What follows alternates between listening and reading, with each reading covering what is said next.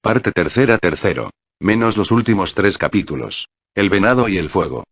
Espíritu del viento y el atardecer fueron denominados a aquellos 2 animales con cabellera. El día que Dulcancelín montó por primera vez un animal con cabellera, el mismo en que los extranjeros fueron llamados por su verdadero nombre, se conoció como el Día de la Vergüenza.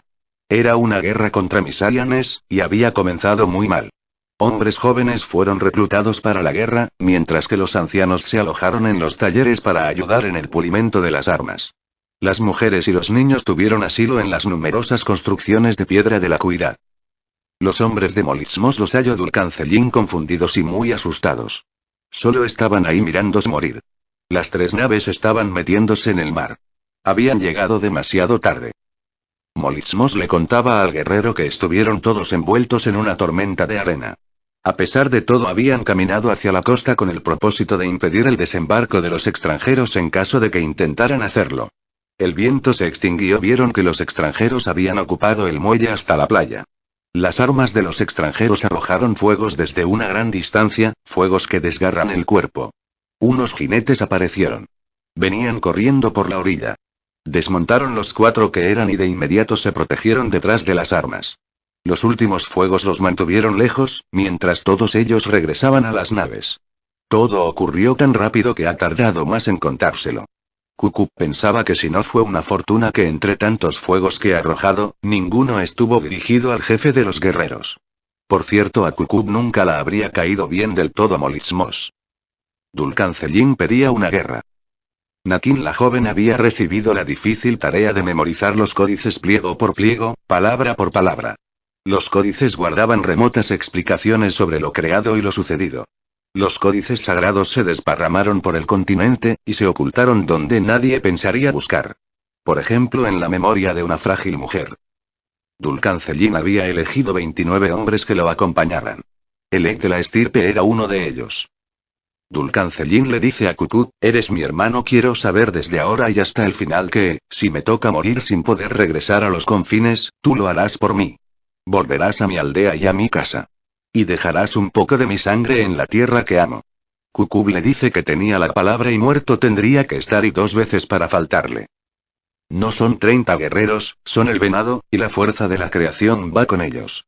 El plan era atacar a los sideresios en la oscuridad y en el mismo bajo. El bajo del río rojo con los pies separados.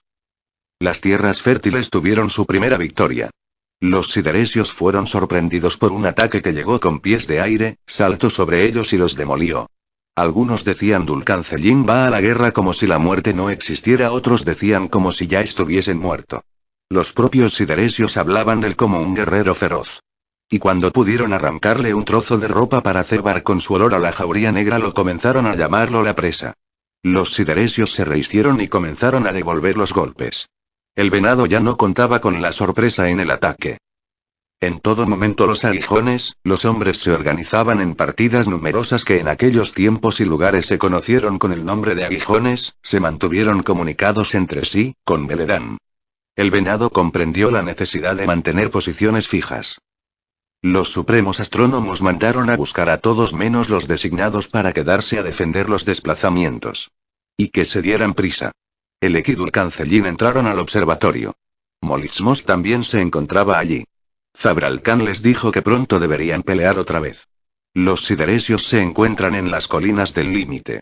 Muy pronto estarían marchando hacia ellos. También sabían que desde el sur se acercaban los Usiwilkes y también venían avanzando una división muy poderosa del país de los señores del sol. El emplumado. El padre de Molizmos dice que sus hermanos habían muerto por conseguir la potestad de su casa en todo el imperio. El día en que su abuelo iba a morir le dijo: Molizmos, te hemos educado con el propósito de mando. Había una sola manera de tomar el trono: la sangre de los otros. Para que la casa de los Molizmos reine siempre sobre los señores del sol. Y los señores del sol sobre las tierras fértiles. Los mejores súbditos de Misarianes serían príncipes en el reino de la creación sometida. Él estaría entre ellos y la palabra de Misarianes se habría cumplido como se habría cumplido con Illan Chenye. Sería un siervo a su disposición, sin voluntad propia. Con Molizmos la casa volvería a tener un jefe capaz de devolverla al sitio que merecía. Ningún súbdito de Misarianes podría retroceder. Lo suyo no era enredarse en las batallas, aunque bien valía que en la Casa de las Estrellas lo creyeran así. Su lucidez estaba puesta en otra parte. El dedo de Misayanes le indicaba su blanco. El vínculo que existía entre la magia y las criaturas de las tierras fértiles. La sangre del venado. Dulcancelín y Kukub marchaban al encuentro de los guerreros Usiwilkes. Allí estaban todas las aldeas y linajes. El guerrero le preguntaba a Kupuka por qué había traído a Kuikuyen y él le respondió que la amenaza es la misma en los confines. Y además ella ya estaba allí. Kuikuyen y Kukub eran unos que sin faltar ni un día se encontraban en el estanque al final de cada atardecer. Kupuka y Zabralkan eran otros. Kume y Molitsmos también se encontraron a diario en el estanque. Llegado el momento de marchar a la guerra, los amigos tomaron rumbos diferentes según el destino que cada uno tenía asignado. Zabralkan permaneció en la Casa de las Estrellas. Kupuka partió solo, él se quedó trabajando junto a las mujeres Tzitzai. Kukub cabalgó al noroeste, a las órdenes de Dulcancelín. Los sideresios descansan en el valle entre los pies. El venado poseía la virtud de caminar sin ruido. Nadie podía escucharlo pasar. Unos marchaban en la división del noroeste. Y los demás junto a un gran grupo de guerreros Tzitzai protegían la Casa de las Estrellas. Los guerreros del sur iban armados con arcos y flechas, con mazas y hachas. A un lado de ellos estaban los lanceros, eran los mejores entre los Tzitzai y los conducía Molitsmos por debajo de Dulcancelín, que tenía el segundo puesto del mando. Después estaban los aldeanos. Kukub estaba con ellos. Destinados a tareas de auxilio. El venado había elegido marchar separados para poder detectar u obstruir cualquier tentativa de los sideresios contra Belerán. Luego, en un día y lugar acordados, volverían a unificar sus fuerzas. Los sideresios mantenían encendidas algunas hogueras que dejaban ver la silueta de los centinelas y el paseo inquieto de los animales. La sorpresa era la mejor posibilidad del venado. Para conservarla, los hombres respiraban con cuidado y no se movían de su sitio. Las flechas de los guerreros del sur alcanzaban el blanco. Los sideresios tenían sobre sí las masas, las hachas, el dolor del venado. Todos en cada lugar festejaron el día. Tungur dice que no era suficiente alegría para el resultado de la batalla que liberaron sus hermanos. Los Usiwilkes tenían el hábito de pensar con naturalidad. Kume, el de pensar con enredos. El plan consistía en permanecer allí hasta que tanto pudieran establecer el próximo y último contacto con los señores del sol. Okyu, uno de los príncipes de la casa que gobernaba el país de los señores del sol, venía al frente con un gran ejército. Esa noche los dos centinelas vieron llegar a un jaguar. La llegada del jaguar había conmocionado al campamento. El hermano jaguar nos ha traído noticias, buenas como la luz del sol. El ejército de los señores del sol está muy cerca y estarán antes de que lleguen los sideresios. Dulcancelín hablaba a todos sus hombres, pero sus ojos regresaban siempre a Kume. Dulcancelín se arrodilló frente a él y le rodeó el cuello con sus brazos para colocarle el código de plumas. Corre y llega a destino, eres la única esperanza de que ustedes y nosotros sigamos teniendo una tierra que habitar. El jaguar comenzó a alejarse. Pero apenas salió del campamento un hombre lo detuvo con el silbido que le habían enseñado a reconocer. Conocía a ese hombre. Su olor estaba siempre junto al olor del otro. Y también este lo llamó hermano mientras le desataba el collar de plumas y lo reemplazó por otro. Molitsmos se volvió súbitamente contra Kukub, lo tomó de la ropa y lo sostuvo más pegado a su aliento que al suelo. Un poco más y la soberbia le saca por la boca lo que esconde, pensaba Kukub. Los dos se quedaron paralizados. El jaguar estaba de regreso. Y no con un collar de plumas atado de su cuello, sino con un bulto cubierto por un cuero sucio de sangre.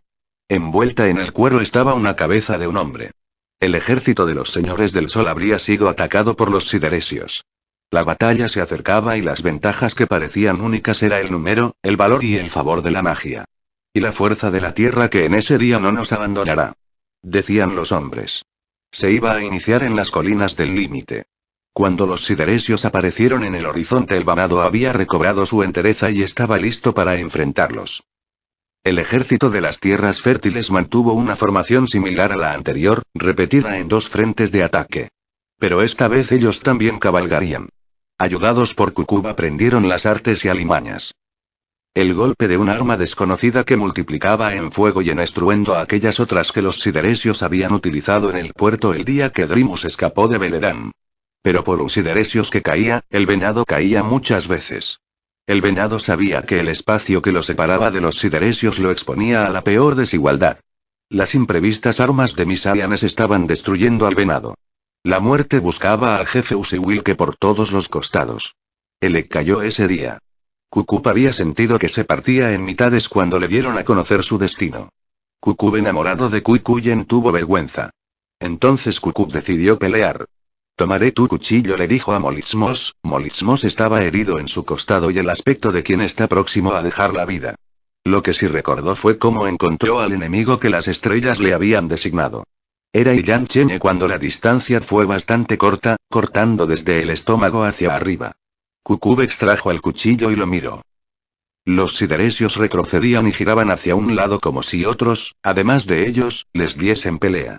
El grito de la victoria salió de la garganta del venado. Los señores del sol llegaban a la batalla.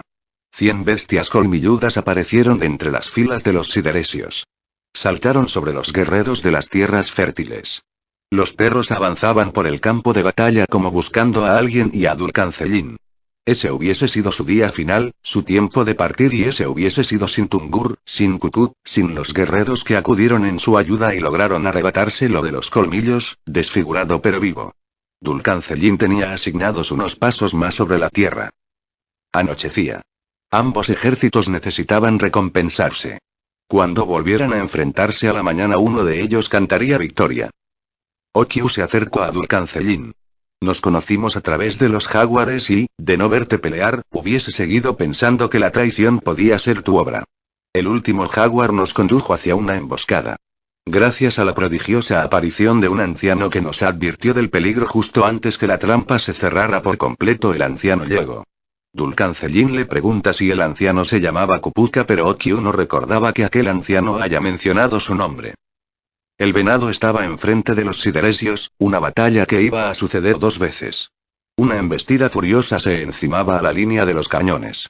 Sobre los sideresios aparecieron cientos de animales que Kupuka arreaba y azuzaba profiriendo conjuros. El único desvelo de Misaianes se hacía realidad. Que la magia se aparte de las criaturas. Que se olvide una de otra, y se desconozcan. El rebaño del brujo de la tierra traía esa única fuerza que temía a Misaianes. Para darle al venado la posibilidad de atravesar el campo. Era una victoria. El jefe de los sideresios observaba la batalla desde la cima de una loma, montado en un animal adornado de oro. La medicina de Kupuka fue el mejor socorro para todos los heridos. El brujo de la tierra tomó a Kukup como asistente y se abocó a sanar a los que podía sanarse o mitigar la muerte. También Molismos empeoraba. Kume no estaba. Dulcancellín le dice a Kukup que lo había visto como había peleado. Y Kukup le responde: hermano mío, es verdad que soy músico y no guerrero. Zixayi no Usiwilke. Pequeño al lado de los pequeños. Pero aún así, quiero desposar a Kuikuyen. El hijo. Primus, el doctrinador, lloraba por los perros que habían muerto en la batalla. Y les prometió que ese llanto será muy pronto una nostalgia. Leogros había llegado junto al doctrinador sin que lo advirtiera. Y dijo: esperábamos más de ellos. Señalando a los perros. Todos esperábamos más de todos. Él esperaba más de nosotros. Nos honró con la misión de ser sus manos y mira cómo le pagamos, Leogros. Leogros le dice a Drimus que confía en sus armas. Que sobraban para exterminar hasta el último de los que andaban por ese continente que antes de lo que piensan será nuestro palacio. Kume había seguido a los sideresios en su retirada. Kume se había interesado más que ningún otro en el conocimiento de las armas enemigas, llegando a manifestar una admiración que molestó a sus hermanos. Si él conseguía encontrar y destruir el depósito de polvo gris, las grandes armas quedarían inutilizables. La flecha y su veneno debían entrar bien hondo y en pleno corazón del centinela. La flecha zumbó en su vuelo, y se insertó en el pecho del sideresio con una precisión que hubiese podido pasar por misericordia. Kume atravesó corriendo, se encaramó a la empalizada, trepó por los maderos en cruz sostenían la torre y, una vez arriba, se quedó esperando. Kume tomó la antorcha y respondió que todo seguía en orden. Debía descender de la torre, buscar y encontrar el depósito donde los sideresios guardaban el polvo gris y recién entonces destruirlo por fuego. Para todo eso tenía un plazo muy breve. Porque esta vez no habría centinela que respondiera a la señal, y la voz de alarma correría de inmediato. Kume descendió. No faltaba demasiado para que el camino el centinela de la torre extremo este mandara su señal y al no recibir la respuesta supiera que algo grave sucedía. Subió el techo con facilidad, apoyándose en las salientes de las piedras. Y saltó sobre el hombre que custodiaba la entrada, y que antes de alcanzarlo a entender estaba muerto. Miró hacia adentro en la oscuridad, alcanzó a distinguir un amontonamiento de bultos y sombras que ya no tenía tiempo para reconocer. Cuánto consuelo para Kume hubiese sido saber lo que estaba a punto de destruir. Pólvora, armas, cartuchos, y se adentró unos pasos en la construcción de piedra. A la luz del fuego que llevaba distinguió unos barriles, tiró sobre ellos la antorcha y salió corriendo. Él no pudo saber lo que los sideresios estaban perdiendo. Los perros de Grimus fueron los primeros en descubrirlos. Ya tendido en el suelo y furiosamente golpeado, Grimus se le acercó y se hincó a su lado. Kume lo vio preparar su muerte sin poder entenderla. Los enemigos afirmaban en la tierra un madero afilado en punta, él se puso a recordar a los que amaba. Cuando la muerte le entró en el cuerpo, el grito de Kume golpeó contra el cielo. El guerrero empeoraba. Dulcan Cellin decidió ir a la fortaleza junto a sus guerreros. Y Kupuka lo siguió para aliviarle el dolor. Desde la distancia a la que se hallaban, podían reconocer los signos del abandono. La fortaleza de los sideresios era una soledad que se incendiaba. Y en medio de la desolación, el cuerpo de Kume atravesado por un madero. Después de Kume, del orgullo, de la bravura, de la tristeza de Kume, todo había cambiado para los sideresios. Sin la protección de la pólvora, los planes de Leogros se cayeron a pedazos y su verdadero ejército salió a luz. Un desorden de miserables llenos de miedo que le reclamaban la huida. Los sideresios se fueron, pero no tan lejos como ellos supondrán que los hemos hecho, ni tan lejos, ni por tanto tiempo. Kupuka dice que Kume ha muerto en la batalla y nadie dirá algo distinto. Dulcan Cellin tenía tanta furia que quería alcanzar a los sideresios. Pero cuando logró llegar, las naves estaban demasiado lejos para cualquier arquero. Desde las naves Leogros regresaba en un bote.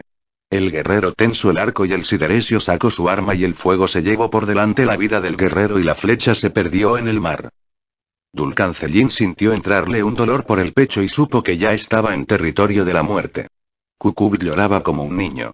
El silencio de Tungur y la plegaria de Kupuka.